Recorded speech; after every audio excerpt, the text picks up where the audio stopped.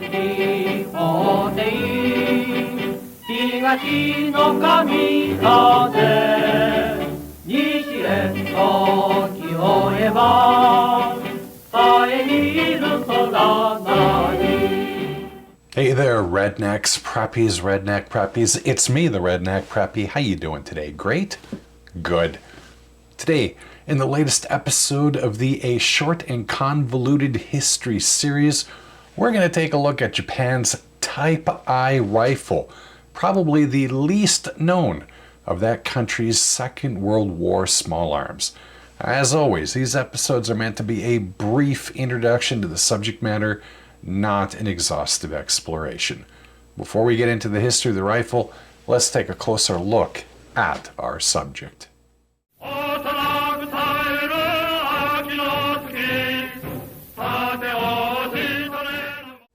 To my great regret, I don't own a Type I, mostly because I can't stomach paying the price that they're commanding in Canada these days.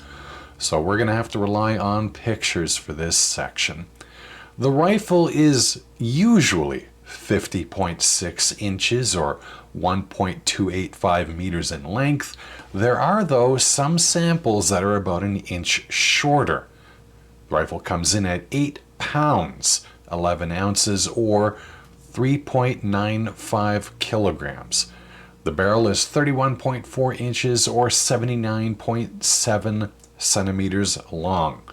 As with the Type 30, 35 and 38 Arisaka rifles, it is chambered in the 6.5 by 50 millimeter semi-rimmed Arisaka cartridge, colloquially also known as 6.5 Jap.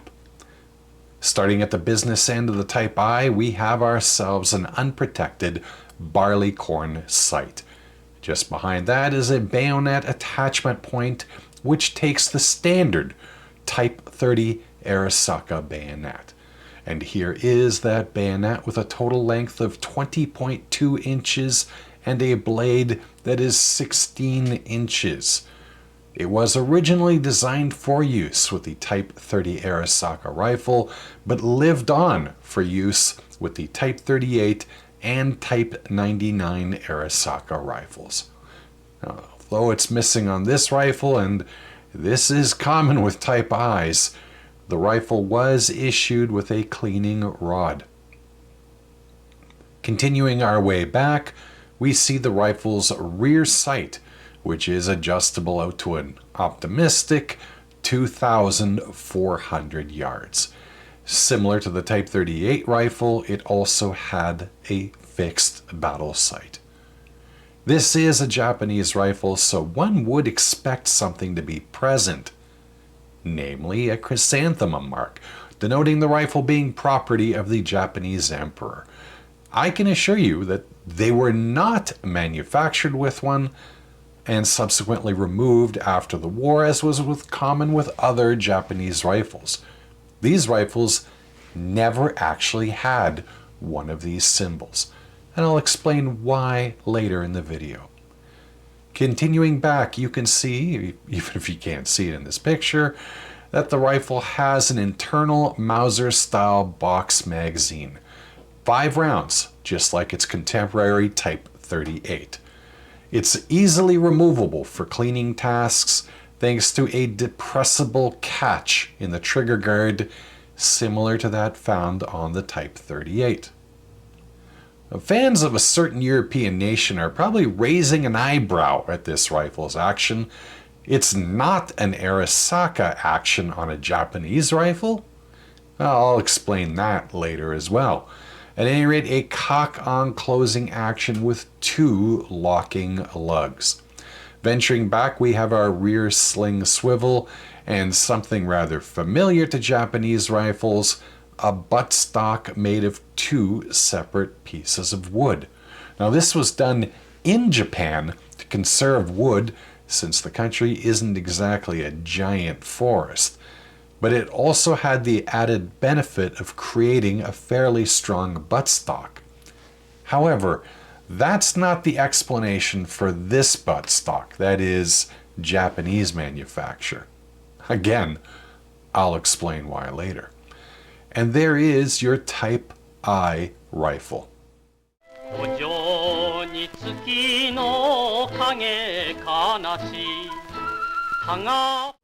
The Japanese entered World War II armed with the Type 38 Arasaka, designed by a man that some have dubbed the John Browning of Japan, namely one Major Kajito Nambu, which entered service in 1906.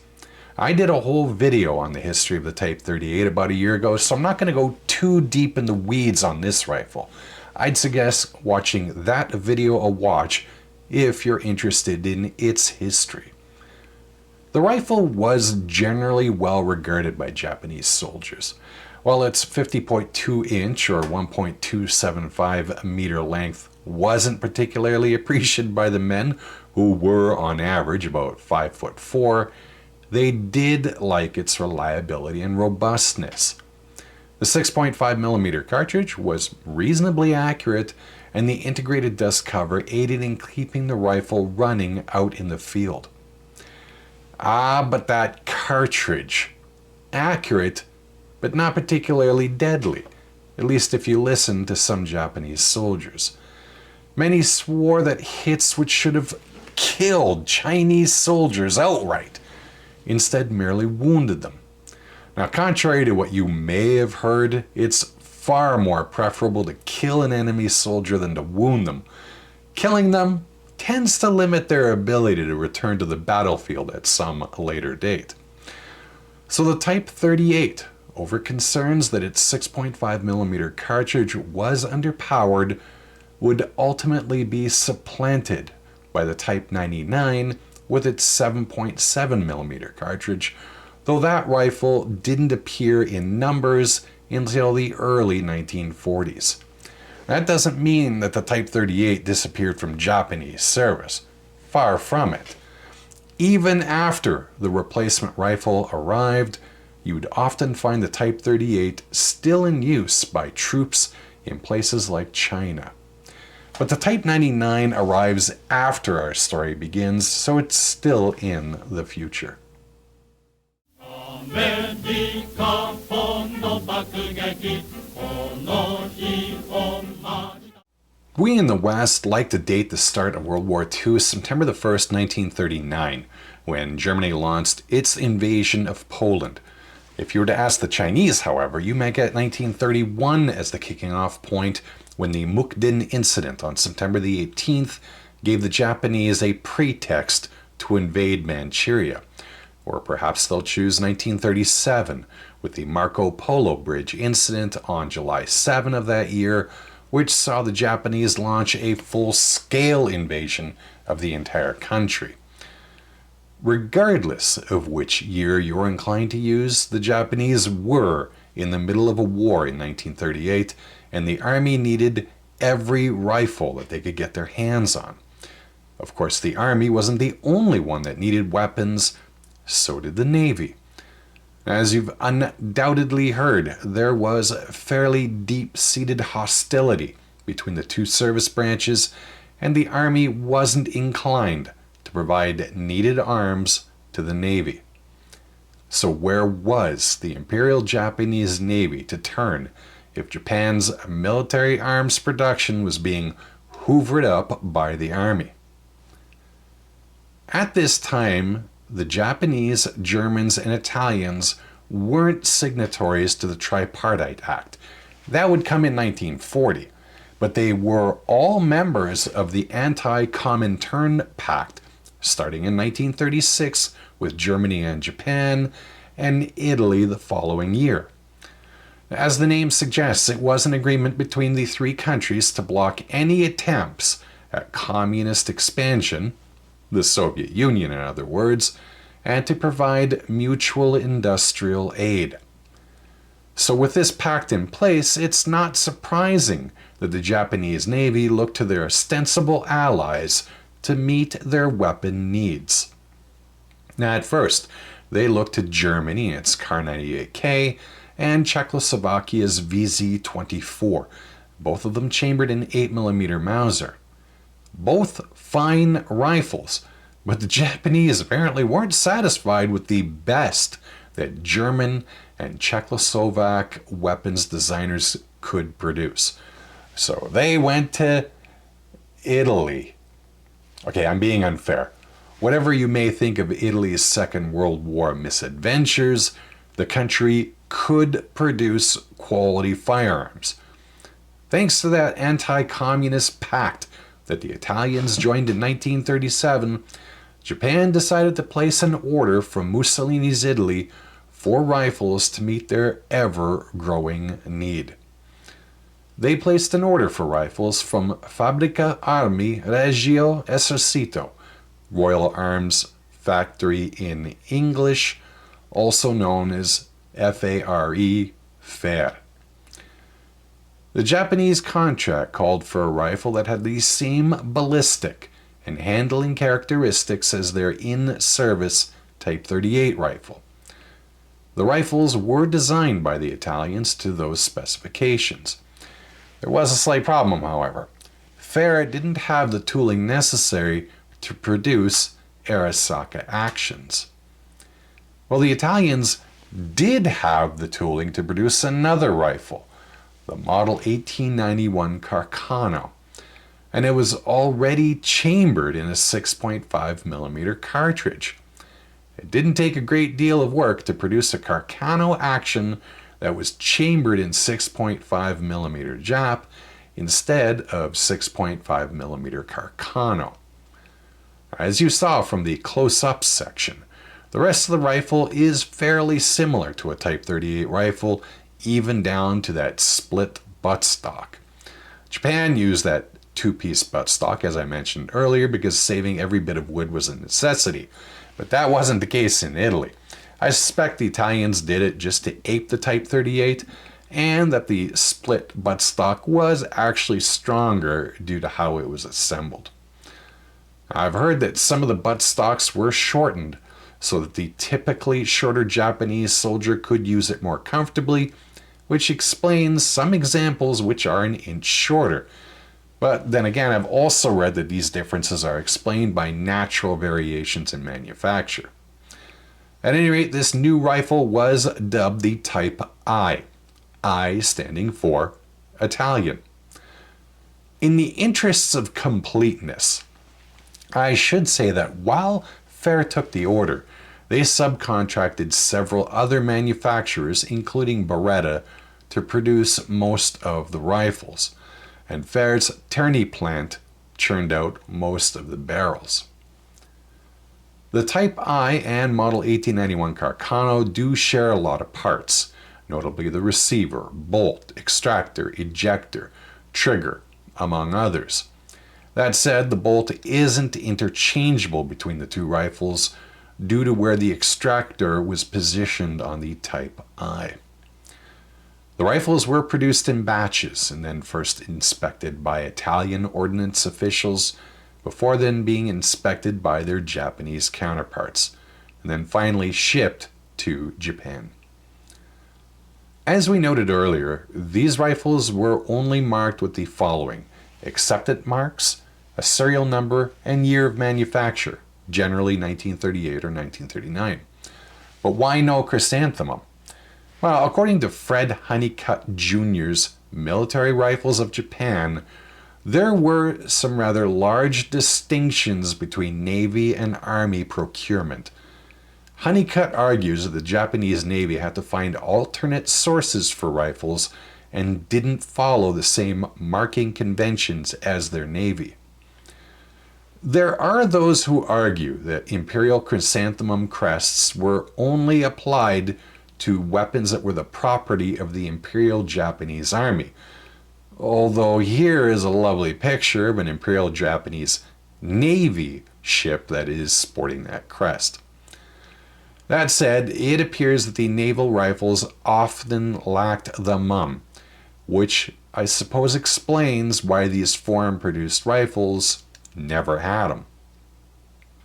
At any rate, following the inspections and the shipments, local officials in Japan provided the bayonets and the stocks were oiled. The final rifles from this order were shipped to Japan on December 28, 1939. I will say that students of weapons history aren't entirely sure how many were ultimately delivered, as a lot of the documentation disappeared. So now here is the time we talk about numbers, because there is some debate about how many Type I rifles were actually produced. The total number of rifles produced for the Navy remains uncertain due to inconsistent records and incomplete documentation. Most commonly, historical sources state a contract for 60,000 rifles, likely reflecting Japan's initial order placed through the Italian government in 1937. This figure appears in works such as Honeycutt's book and is supported by many secondary sources. And production was split between multiple Italian arsenals, like I mentioned earlier, including Beretta, Gardone, and FNA Brescia.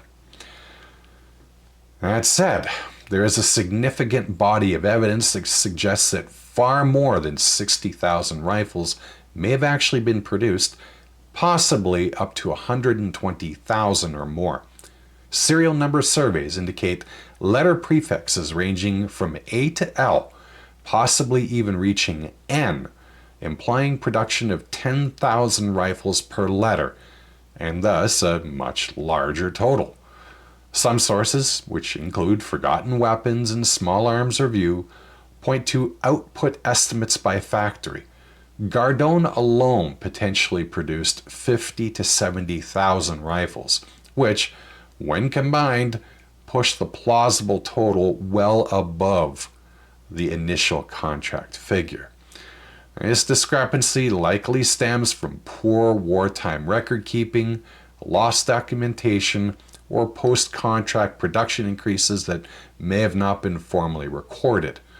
As such, the actual number does remain speculative, with 60,000 being cited as a conservative minimum and 120,000 as a well-supported upper estimate.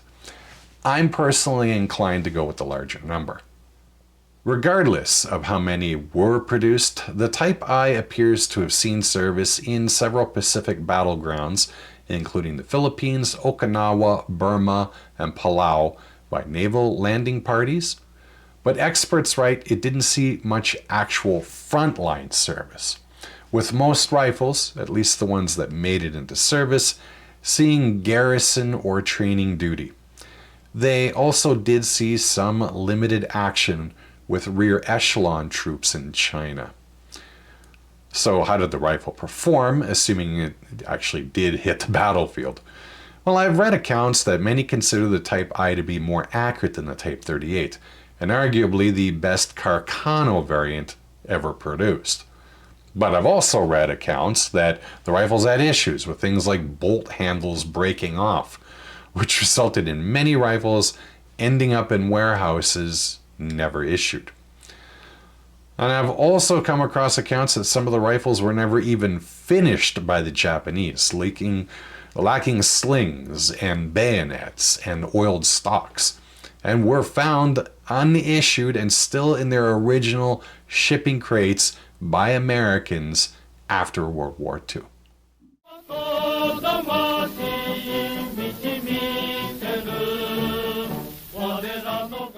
A variant for a rifle that was barely even used? Well, yes, one sort of existed. Army Beretta, which had produced some of the Type I rifles, experimented with a short rifle concept that was based on the Type I. It was chambered in 7.35mm Carcano, which replaced that 6.5mm Carcano mentioned earlier, and is apparently more or less a Model 38 Carcano rifle, but with a Mauser-style magazine. A few were produced, how many I was unable to determine, but the Italians decided to stick with the horses they were familiar with and to avoid logistical issues with a new rifle.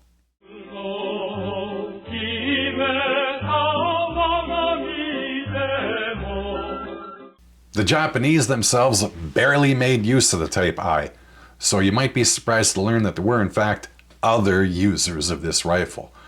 The reorganized national government of the Republic of China, better known as the Wang Jingwei regime, was a puppet government set up in China by the Japanese. That body's army received at least 2,000 of the Type Is from the Japanese. Also, the Inner Mongolian Army, also known as the Mangjiang National Army, was also provided Type Is, some 1,000 rifles.